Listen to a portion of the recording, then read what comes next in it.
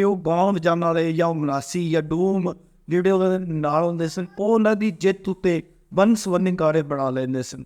ਅੱਜ ਦੀ ਵੀਡੀਓ ਵਿੱਚ ਅਸੀਂ ਗੱਲ ਕਰਾਂਗੇ ਪੰਜਾਬੀ ਵਾਰ। ਪੰਜਾਬੀ ਵਾਰ, ਸਿੱਖਾਂ ਦੀ ਵਾਰ ਤੇ ਚੱਠਿਆਂ ਦੀ ਵਾਰ, ਸਾਰੀਆਂ ਵਾਰਾਂ ਇਹ ਵਾਰ ਕੀ ਹੁੰਦੀਆਂ ਨੇ।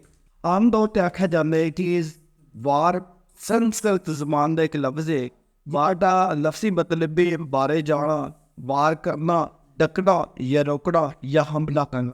ਜਿੰਦੇ ਲਵੇ ਵਾਣੀ ਹਮਲੇ ਦੇ ਯਾਨੀ ਕਿਸੇ ਦੂਸਰੇ 'ਤੇ ਹਮਲਾ ਕਰਨਾ, ਯਾਨੀ ਪੰਜਾਬੀਆਂ ਨੇ ਅਗਰ ਸਿੱਖਾਂ ਨੇ ਹਮਲਾ ਕੀਤਾ ਤਾਂ ਪੰਜਾਬੀ ਵਾਰ।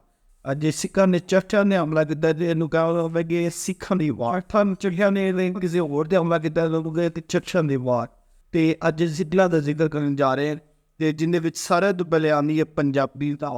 ਪੁਰਾਣੇ ਜ਼ਮਾਨੇ ਵਿੱਚ ਲੋਕ ਜਦੋਂ ਜੰਗਲ ਲੜਦੇ ਸਨ ਤੇ ਜਿਹੜੇ ਬਾਦਸ਼ਾਹ ਵਰਗੇ ਲੋਕ ਜਾਂ ਵੱਡੇ ਲੋਕ ਹੁੰਦੇ ਸਨ ਜੰਗ ਲੜਦੇ ਸਨ ਤੋਂ ਨਾਲ ਆਪਣੇ ਮਿਰਾਸੀ ਜਾਂ ਆਪਣੇ ਬਾਲ ਵਜਾਉਣ ਵਾਲੇ ਆਪਣੇ ਨਾਲ ਹੀ ਰੱਖਦੇ ਸਨ। ਅੱਗੇ ਉਹ ਜੰਗ ਜਿੱਤੇ ਜਾਂਦੇ ਸਨ ਤੇ ਉਹ ਗਾਉਂ ਵਜਾਉਣ ਵਾਲੇ ਜਾਂ ਮਨਾਸੀ ਜਾਂ ਡੂਮ ਜਿਹੜੇ ਉਹਨਾਂ ਦੇ ਨਾਲ ਹੁੰਦੇ ਸਨ, ਉਹ ਉਹਨਾਂ ਦੀ ਜਿੱਤ ਉੱਤੇ ਵੰਨ ਸਵੰਨੇ ਗਾਣੇ ਬਣਾ ਲੈਂਦੇ ਸਨ।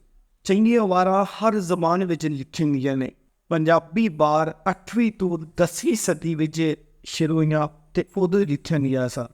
ਪੰਜਾਬੀ ਵਿੱਚ ਬਹੁਤ ਸਾਰੀਆਂ ਲੋਕ ਵਾਰਾਂ ਨੇ, ਜਿਨ੍ਹਾਂ ਵਿੱਚ ਜਿਵੇਂ ਰਾਜਾ ਰਸੌਲਵੀ ਵਾਰ, ਰਾਣੀ ਮੋਰਨੀ ਵਾਰ, ਟਿੰਡੇ ਅਸਰਾਜ ਦੀ ਵਾਰ, ਸਿਕੰਦਰ ਇਬਰਾਹਿਮ ਦੀ ਵਾਰ, ਰਾਣੇ ਮੇਤੇ ਹੁਸਨੇ ਦੀ ਵਾਰ, ਰਾਣਾ ਕਿਲਾਸ਼ ਦੀ ਵਾਰ, ਮੂਸਾ ਦੀ ਵਾਰ, ਕੀਮੇ ਬਲਕੀ ਦੀ ਵਾਰ, ਡੋਰ ਬਾਦਸ਼ਾਹ ਦੀ ਵਾਰ, ਜੋਧੇ ਵੀਰਪੁਰ ਪਾਣੀ ਦੀ ਵਾਰ, ਜੰਗ ਹਿੰਦ ਪੰਜਾਬ ਜਾਂ ਸਿੱਖਾਂ ਦੀ ਵਾਰ, ਸ਼ਾਹ ਦੌਦ ਦੀ ਵਾਰ, ਜਮੀਲ ਫਤਿਹ ਦੀ ਵਾਰ, ਫਲਕ ਸ਼ੇਰਵੀ ਵਾਰ, ਮਲਕ ਮੁਰੀਦ ਦੀ ਵਾਰ, ਚੰਦਰਾ ਸੋਏ ਦੀ ਵਾਰ, ਦੀਵਾਨ ਅਲਫ ਖਾਨ ਦੀ ਵਾਰ, ਹਕੀਕਤ ਰਾਏ ਦੀ ਵਾਰ, ਮੁਰਾਦ ਫਤਿਆਣੇ ਦੀ ਵਾਰ, ਖਵਾ ਦੀ ਵਾਰ ਤੇ ਦੁੱਲੇ ਪੱਟੀ ਦੀ ਵਾਰ।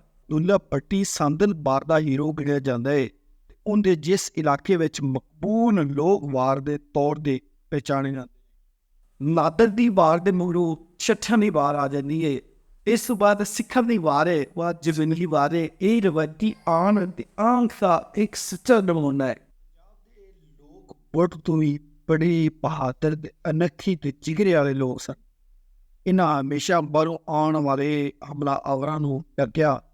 ਜਿੱਥੋਂ ਤੱਕ ਹੋ ਸਕਿਆ ਇਹਨਾਂ ਨੇ ਉਹ ਹਮਲਾਵਰਾਂ ਦਾ ਮੁਕਾਬਲਾ ਕੀਤਾ। ਮੈਂ ਇਹ ਵੀਡੀਓ ਵਿੱਚ ਤੁਹਾਡੇ ਵਾਸਤੇ ਜ਼ਿਕਰ ਕਰਾਂਗਾ ਜਿਹੜੀਆਂ ਮਸ਼ਹੂਰ ਸਾਡੀਆਂ 3 ਵਾਰ ਨੇ ਉਹਨਾਂ ਦਾ, ਜਿਹਦੇ ਵਿੱਚ ਸਿੱਖਾਂ ਦੀ ਵਾਰ, ਚੱਠਿਆਂ ਦੀ ਵਾਰ ਤੇ ਮੁਲਤਾਨ ਦੀ ਵਾਰ। ਮੇਰੇ ਚੈਨਲ ਦੇ ਨਵੇਂ ਹੋ ਤੇ ਨੂੰ ਸਬਸਕ੍ਰਾਈਬ ਕਰ ਦਿਓ ਤੇ ਇਹ ਵੀਡੀਓ ਜਿਹੜੀਆਂ ਨੇ ਮੇਰੇ ਖਿਆਲ ਤੁਹਾਨੂੰ ਮਾਲੂਮਾਤ ਇਹਨਾਂ ਦੀ ਹੋਣੀ ਚਾਹੀਦੀ ਹੈ। ਕਮ ਸੇ ਕਮ ਅਸੀਂ ਪੰਜਾਬੀ ਲੋਕ ਆ, ਸਾਨੂੰ ਪੰਜਾਬੀ ਬੋਲਣੀ ਤਾਂ ਆਉਂਦੀ ਹੈ, ਪਰ ਸਾਨੂੰ ਹਿਸਟਰੀ ਤੋਂ ਵੀ ਪਤਾ ਹੋਣਾ ਚਾਹੀਦਾ ਹੈ। ਸਾਰੀ ਗੱਲਾਂ ਪਤਾ ਤੁਹਾਨੂੰ ਇਸ ਚੈਨਲ ਤੋਂ ਮਿਲਦੀਆਂ। ਬਹੁਤ ਸ਼ੁਕਰੀਆ।